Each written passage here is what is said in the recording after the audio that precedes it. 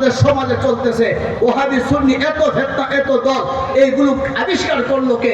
একটা দল পাবলিক আবিষ্কার করে নাই, কিছু মোল্লা মুন্সি সবগুলো দলকে আবিষ্কার করছে। এই জন্য জনগণ খুব দুঃখের সাথে বলে, হুজুর আমরা আলেমদেরকে শ্রদ্ধা করি, আলেমদেরকে মাতার তাজ মনে করি, আলেমরা যে কথা বলে মনে প্রাণে বিশ্বাস করি, কিন্তু আলেমগণ নানা মতে, আলেমগণ নানা পথে, আলেমগণ নানা দলে, আমরা জনগণ যাব কোন পথে? কথা বলে ঠিক কি ঠিক না? আলেমদেরকে মানতে প্রস্তুত, কিন্তু আলেমদের নানা মতে, হুজুর আমরা যাব কোন পথে? প্রশ্ন হয় কি হয় না? এই প্রশ্ন নিয়ে অনেক লোক আছে খুব দুঃখে বলে যে এক হুজুর বলে নামাজ ছাড়া জান্নাত পাওয়া যাবে না, আরেক হুজুর বলছে নামাজ পড়লে জান্নাত পাওয়া যাবে না। আমার ব্রাহ্মণবাড়িয়ার সরার এলাকাতে আমি প্রোগ্রামে গেলাম, 12টা বাজে বয়ান শেষে খাবার নিয়ে বসলাম। পাশে একটা খাল আছে, হাল চিনেন তো মনে হয়, খালের দক্ষিণ পারে আর একটা মাহফিল। রাত 12টার পরে মাত্র মাইক চালু করছে, একদল আছে এদের ওয়াজ শুরু হয় রাত 12টার পরে। ওরা জানে তাদের ওয়াজ কোনো শব্দ মানুষ শুনবে না, শুনে জিন শয়তান শুনবে। কথা বলে ঠিক না? রাত 12টার পরে মাইক চালু করছে, মাইক চালু করে খুতবা পড়ছে খুব কণ্ঠ দিয়া। এরপরে বলতেছে, বাবারে একটা কথা বলি, যে দেওবন্দের আলেমরা, হাটাজারি আলেমরা, ব্রাহ্মণবাড়িয়া জামি ইউনিসের হুজুররা এই ওহাবির দলে নামাজ জারি কই ফাইল। আমি 30 পারা কোরআন তন্ন তন্ন করে খুঁজলাম, কোথাও নামাজ পাইলাম না। সেও কিন্তু আলেম, সেও কি, সেও পয়সা ওয়াজ করতেছে, সে নামাজ নাকি কোথাও পাইছে না। এরপরে বলতেছে, বাবা তোদেরকে একটা কথা বললে যায়, এতদিন সেই কথাটা বলি নাই, নামাজ পাবো তো দূরের কথা, আমি কোরআনে পাইছি আল্লাহ নামাজ পড়তে নিষেধ করছে। আউযুবিল্লাহ। সেও তো আলেম। এখন কিছু পাবলিক বলবে আমরা কোন হুজুরের কথা মানবো, এই জন্য কিছু পাবলিক দুঃখে বলে নামাজই পড়বো না, দেখি মরার পরে কি হয়। কি এ দুঃখ নিয়ে রাগ করলে চলবে? বলেন না সমাধান দরকার আছে কি নাই? আচ্ছা, তখন ওই আলেম বলতেছে, বাবা আমি দলিল ছাড়া কোনো কথা বলি না, তোরা মন লাগায় শুন, দলিল দলিল দলিল কয়বার বলছে?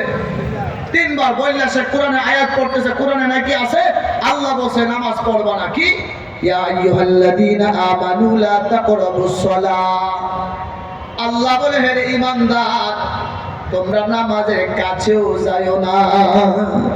কে বলছে? বলছেন আল্লাহ, বলছে বলছে যে আল্লাহ তাকে শর্তে বলছে, এ বাটপারে অর্ধেক কথা বলছে, অর্ধেক আয়াত পড়ছে, বাকি অর্ধেক আয়াত পড়ে না। কথা কোন ঠিক নেই? আল্লাহ বলছে কি, যে সময় আয়াতটা নাজিল হয়েছে তখন মদ পান তখনও মদিনাতে হারাম হয় নাই, তখনও মদ হালাল ছিল। হঠাৎ করে সব আইন কড়াকড়ি করলে অনেকে ইসলাম থেকে আবার দূরে সরে যাইব। আল্লাহ আস্তে আস্তে সামনে আগাইছে। যখন মদ হালাল ছিল, হারাম হয় নাই, তখনকার আয়াত আল্লাহ বলে ইয়া আইয়ুহাল্লাযীনা আমানু লা তাকরাবুস সালাহ ওয়া আনতুম সুকারা। আল্লাহ বলে হে মুমিন, নেশাগ্রস্ত অবস্থায় নামাজের কাছেও যাও না। কি অবস্থায়? তো নেশার কথা তো আল্লাহ বলছে, আর সে নেশার কথা বাদ দিয়ে অর্ধেক কথা আল্লাহ বলছে নামাজের কাছেও যাও না। এ হলো দুঃখা। কথা বলে ঠিক কেটে না? এক ছেলে 5 বৃত্তি পাইছে, 80 বৃত্তি পাইছে, লেখাপড়া খুব মনোযোগী, কিন্তু ছেলের বাবা দিন মজুর। ছেলে বাবা বলছে আমি মজুরি দিয়ে হলো তোকে MBBS ডাক্তার বানাবো। ছেলের স্বপ্ন ডাক্তার হবে, কিন্তু হঠাৎ বাবা মারা গেছে, স্বপ্ন সব শেষ। ছেলে মনে মনে ভাবে আব্বার একটা স্বপ্ন ছিল MBBS হবো, কিন্তু বাবা নাই, এখন অর্থ করে দিবে কে? শেষ পর্যন্ত সে ভাবছে MBBS হতে না পারি অন্তত একটা পল্লী ডাক্তার তো হওয়া যায়। পল্লী ডাক্তার হইতে তো কিছু টাকা পয়সা লাগবে, কিন্তু এতটুকু টাকার ব্যবস্থা তার না থাকায় সে ডাক্তারি কিছু বই কিনছে, বই কিনা পড়তে পড়তে পড়তে ডাক্তারি শিখতেছে। এক জায়গায় বইয়ের এক পৃষ্ঠায় গিয়ে লেখা পাইছে, যদি রুগীর গলা ফুলিয়া যা, বলেন কার গলা? যদি রুগীর গলা ফুলিয়া যা, রুগীকে হাত পা বেঁধে জমিনে শোয়াইয়া শক্ত করে মুকুর দিয়া গলার মধ্যে বাড়ি দিলে রুগীর গলা ভালো হয়ে যায়। তো এই ডাক্তার ছেলে আম্মার গলা ছিল ফুলা, তার আব্বা বহু চিকিৎসা করে সুস্থ হয় না, এই জন্য সে ডাকতেছে আম্মা, বাবা ব্যর্থ, ছেলে ব্যর্থ না। তো কিরে বাবা, তো আম্মা তোমার চিকিৎসা পেয়ে গেছি, কাছে আসো। মাকে হাত পা বেঁধে বাড়ির সামনে শোয়াইছে, শোয়াই একটা মুকুর দিয়ে একবারে মা ঠান্ডা সুরা জান্নাতে মা চলে গেছে, কথা বলে ঠিক না? এখন থেকে পেরেশান যে ডাক্তার সাহেবকে এই বইটা লেখলো ভুল সাজেশন, বলছে রুগীর গলা ভালো হবে, কিন্তু আমার আম্মা তো মারা গেল। সে এই বই নিয়ে মামলা করবে ডাক্তারের বিরুদ্ধে, ভাবতেছে মামলার আগে ডাক্তারের ঠিকানা একটু যোগাযোগ করি। উনি ভুল কথা বইয়ের মতো লেখলো কেন? বইটা নিয়ে ডাক্তারের বাড়িতে গেছে গিয়ে আমাদের ডাক্তার সাহেব এই যে বই লেখছেন এই ভুল এক সাজেশনে আমার আম্মার জীবন শেষ। তো কি হলো? আপনি বলছেন যদি রুগীর গলা ফুলিয়া যায়, কার গলা? রুগীর গলা। রুগীকে হাত পা বেঁধে জমিনে শুয়াইয়া শক্ত করে মুকুর দেয়া, মুকুর তো চিনেন মনে হয়, বাড়ি দিলে রুগীর গলা ভালো হয়ে যায়।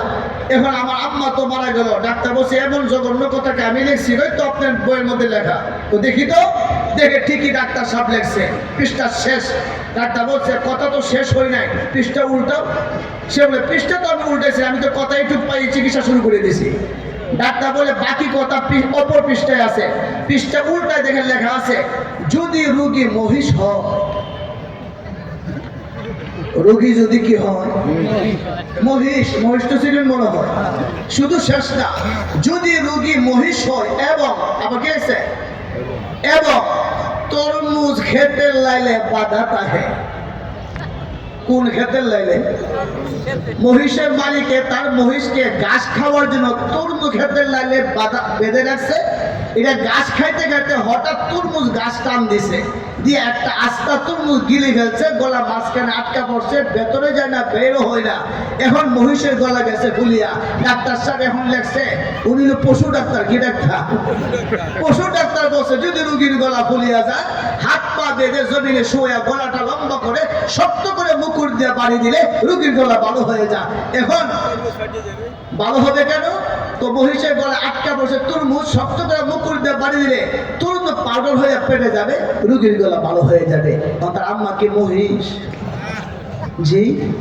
তো অর্ধেক সাজেশন পড়ছে, বাকি অর্ধেক পড়ে নাই। মাকে পাড়ে দিছে জান্নাতে, একবারই একবার ঠান্ডা। ওই বাটপারে বলছে আল্লাহ বলছে নামাজের কাছেও যায় না। আল্লাহ যে বাকি অর্ধেক কথা বলছে ও আনতুম সুকারা, নেশাগ্রস্ত অবস্থায়, সে ওই কথাটা বলে না, কথা বলে ঠিক কিনা?